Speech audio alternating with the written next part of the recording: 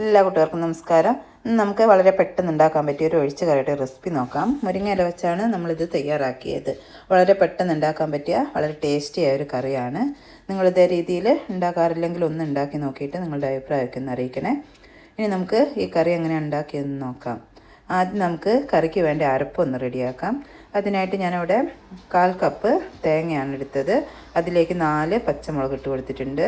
പിന്നെ 4 ചെറിയുള്ളി കൂടി ചേർത്ത് കൊടുത്തിട്ടുണ്ട്. പിന്നീട് ചേർത്ത് കൊടുക്കുന്നത് കറിവേപ്പിലയാണ്. 2 തണ്ട് കറിവേപ്പില ചേർത്ത് കൊടുക്കുന്നുണ്ട്.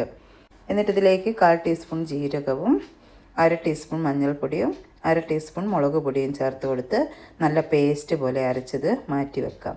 ഇനി നമുക്ക് കറി ഉണ്ടാക്കാനുള്ള മൺചട്ടിയിലേക്ക് അല്പം വെളിച്ചെണ്ണ ഒഴിച്ചു കൊടുക്കാം. ഞാനിവിടെ 1.5 ടേബിൾ സ്പൂൺ വെളിച്ചെണ്ണയാണ് ഒഴിച്ചു കൊടുത്തത്. ഈ വെളിച്ചെണ്ണ ചൂടായി വരുമ്പം നമുക്കതിലേക്ക് കടുക് ഇട്ട് പൊട്ടിച്ചെടുക്കാം. കടുക് പൊട്ടി വരുമ്പോൾ നമുക്കതിലേക്ക് 3 വറ്റൽമുളക് കൂടി മുറിച്ചിട്ട് കൊടുക്കാം. എന്നിട്ട് ഈ വറ്റൽമുളകൊന്ന് നല്ലോണം മൂത്ത് വരുമ്പോൾ നമുക്കതിലേക്ക് കറിവേപ്പില ചേർത്ത് കൊടുക്കാം. ഞാനിവിടെ 2 തണ്ട് കറിവേപ്പിലയാണ് ചേർത്ത് കൊടുത്തത്. എന്നിട്ട് നല്ലോണം ഇളക്കി കൊടുത്ത ശേഷം നമുക്ക് ഈ വറവിന്ന് കുറച്ചൊന്ന് എടുത്ത് മാറ്റി വെച്ച് കൊടുക്കാം. അത് നമുക്ക് കറിയുടെ മുകൾ ഭാഗത്തൊന്ന് തൂക്കി കൊടുക്കാൻ വേണ്ടിയിട്ടാണ് അങ്ങനെ ചെയ്യുന്നത്. ഇനി നമുക്ക് ഇതിലേക്ക് കഴുകി വൃത്തിയാക്കി വെച്ച മുരിങ്ങയില ചേർത്ത് കൊടുക്കാം. ഞാനിവിടെ 2 കൈപ്പിടി മുരിങ്ങയിലാണ് എടുത്തത്. നിങ്ങൾക്ക് ഓരോരുത്തർക്ക് ആവശ്യത്തിനനുസരിച്ച് മുരിങ്ങയിലയിൽ മാറ്റമൊക്കെ വരുത്താം. കൂടുതൽ വേണമെങ്കിൽ കൂടുതൽ എടുക്കാം, കുറച്ച് വേണമെങ്കിൽ കുറച്ചെടുക്കാം. എന്നിട്ട് നമുക്ക് ഈ മുരിങ്ങയില നല്ലോണം വഴറ്റിയെടുക്കണം. ഈ എണ്ണയിൽ കിടന്ന് ഈ മുരിങ്ങയില നല്ലോണം വഴന്ന് വരുമ്പോൾ അതിനൊരു പ്രത്യേക ടേസ്റ്റ് തന്നെയാണ് കേട്ടോ. എന്നിട്ട് അതിലേക്ക് നമ്മൾ അരച്ച് വെച്ച അരപ്പ് അങ്ങ് ചേർത്ത് കൊടുക്കാം. എന്നിട്ട് ആവശ്യത്തിന് ചാറ് വേണ്ടതിനനുസരിച്ച് മിക്സിയുടെ ജാറിലേക്ക് വെള്ളം ഒഴിച്ച് അത് കഴുകി അങ്ങ് ഒഴിച്ച് കൊടുക്കണം. എന്നിട്ട് നമുക്ക് നല്ലോണം ഇളക്കി കൊടുക്കണം. ഇപ്പോൾ ഞാനിത് ഇളക്കിയപ്പോൾ നല്ല കട്ടിയുള്ള കറിയാണ്, അതുകൊണ്ട് ഞാനതിലേക്ക് കുറച്ചുകൂടി വെള്ളം ഒഴിച്ച് കൊടുക്കുന്നുണ്ട്. മിക്സിയുടെ ജാറിലേക്ക് ഒഴിച്ച ശേഷം കഴുകിയിട്ട് കുറച്ച് വെള്ളം കൂടി ഒഴിച്ച് കൊടുത്തിട്ടുണ്ട്. എന്നിട്ട് അതിലേക്ക് ആവശ്യത്തിനുള്ള ഉപ്പ് കൂടി ചേർത്ത് കൊടുക്കുന്നുണ്ട്. എന്നിട്ട് നമുക്ക് നല്ലോണം ഇതൊന്ന് ഇളക്കി കൊടുക്കാം.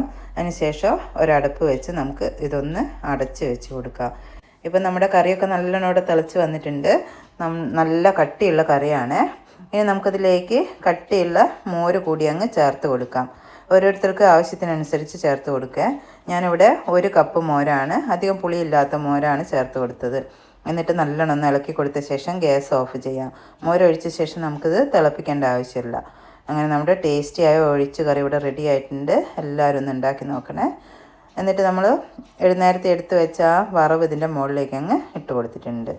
അതുപോലെ നിങ്ങൾക്ക് ഈ വീഡിയോ ഇഷ്ടമായാലൊന്ന് ലൈക്ക് ചെയ്യാനും ഫ്രണ്ട്സിനും റിലേറ്റീവ്സിനൊക്കെ ഒന്ന് ഷെയർ ചെയ്ത് കൊടുക്കാനും മറന്നുപോലെ. സബ്സ്ക്രൈബ് ചെയ്യാതെ ഏതെങ്കിലും കൂട്ടുകാർ കാണുന്നുണ്ടെങ്കിൽ ഒന്ന് സബ്സ്ക്രൈബ് കൂടി ചെയ്യണം.